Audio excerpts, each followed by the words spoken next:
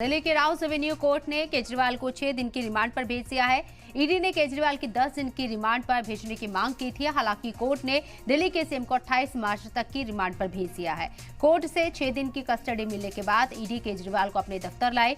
Court ने 28 मार्च तक केजरीवाल को ईडी के हिरासत में भेजा है और ईडी ने केजरीवाल की 10 दिन की वाज़ेह रहे की हिरासत की मांग की थी। वहीं ईडी के रिमांड नोट पर आम आदमी पार्टी को एक कंपनी बताया गया है।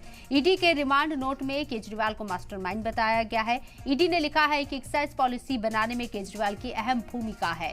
रिश्वत के तौर पर जो पैसा आया उस पैसे को गोवा चुनाव में लगाया गया। ईडी ने दावा किया है कि विजय नायर और मनीष सिसोदिया के साथ मिलकर साउथ लॉबी से पैसा लिया गया।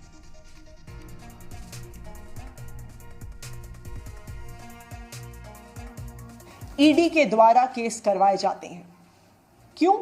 क्योंकि इस देश में पीएमएलए एक ऐसा कानून है जिसके तहत बेल मिलना लगभग असंभव है।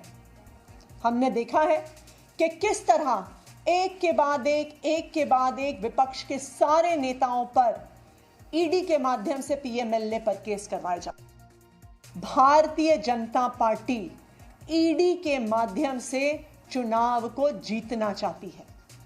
आज भारतीय जनता पार्टी ईडी के पीछे छिपकर चुनाव लड़ने की कोशिश कर रही है।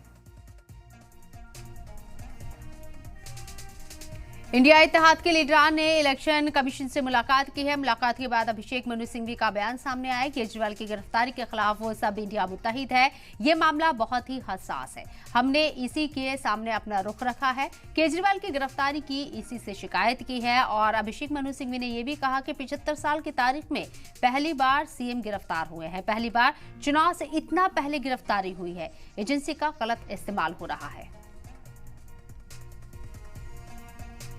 स्वतंत्र भारत के 75 वर्ष के इतिहास में कई सरकारें आई हैं। उसका रंग ये भी हो सकता है, ये भी हो सकता है, ये भी हो सकता है। इसी सत्तारूढ़ पार्टी की सरकारें पहले आई हैं, लेकिन 75 वर्ष में कभी भी चुनाव के बिल्कुल शुरू में, चुनाव के आसपास एजेंसीज का दुरुपयोग ऐसे कभी नहीं हुआ। 75 वर्ष में पहली बार एक पदासीन मुख्यमंत्री को कल रात को गिरफ्तार किया गया है।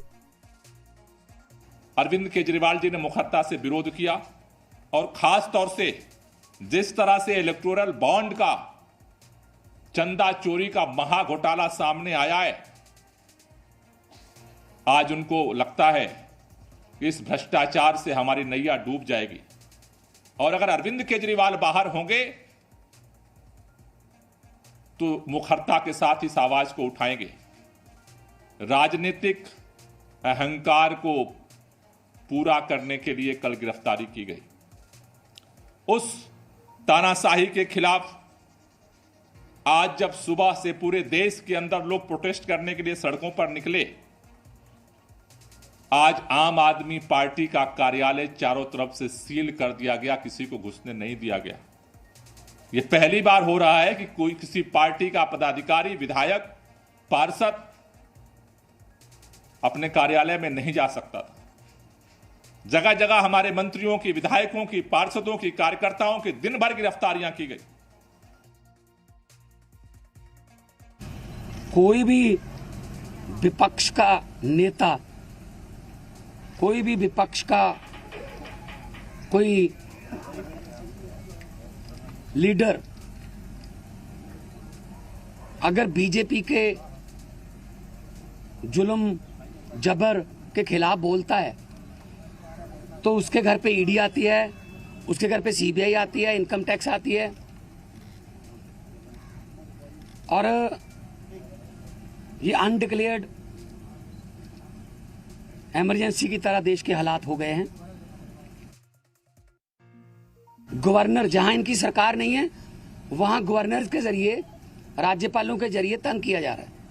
मैं भी उसका पीड़ित हूं। एक केरला के मुख्यमंत्री अभी जंतर मंतर पर आके गए। तमिलनाडु के मुख्यमंत्री अपने गवर्नर से तंग है। उनका गवर्नर भाषण ही नहीं पढ़ता, उनका लिखा हुआ विधानसभा में जो पढ़ना होता है बजट सेशन में। ममता दीदी को हर रोज तंग किया जा रहा है।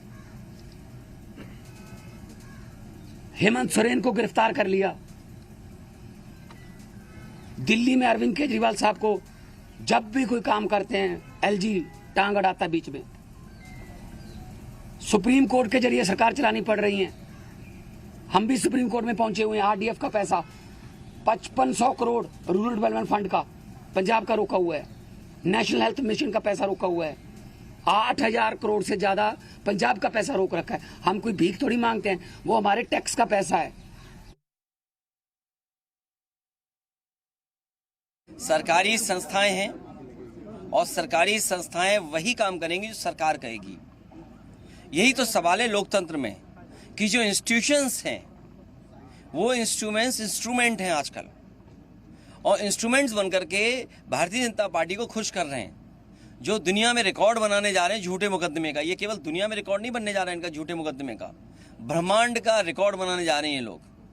झूठे मुकदमे लगाने में भारतीय जनता पार्टी ब्रह्मांड में रिकॉर्ड बनाने जा रही है।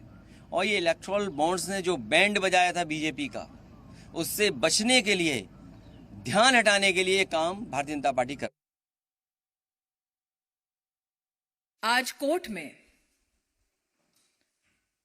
जब ये तथ्य प्रस्तुत किया गया कि अरविंद केजरीवाल द्वारा चिन्हित विजय नायर के सौजन्य से कुछ विशिष्ट शराब कंपनियों ने बैठकर शराब की पॉलिसी बनाई, तो अरविंद केजरीवाल जी के किसी भी वकील ने इस तथ्य का खंडन नहीं किया।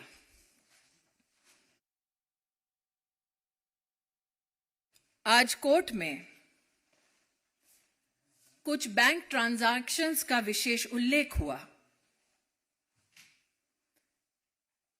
एक बैंक ट्रांजैक्शन ऐसा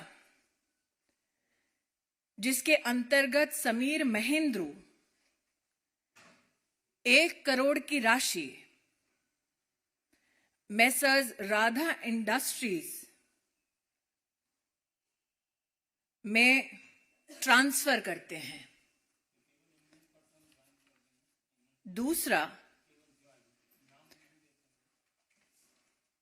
कोर्ट में जो मीडिया की एजेंसीज के माध्यम से दस्तावेजों में ध्यान में आता है, विजय नायर को समीर महेंद्रू 2 से 4 करोड़ रुपया देते हैं। इसका भी अरविंद केजरीवाल ने खंडन नहीं किया।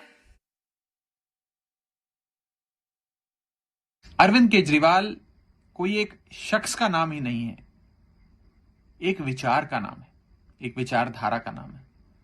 आप जरूर अरविंद केजरीवाल के शरीर को गिरफ्तार कर सकते हैं, लेकिन उनके विचारों को गिरफ्तार नहीं कर सकते।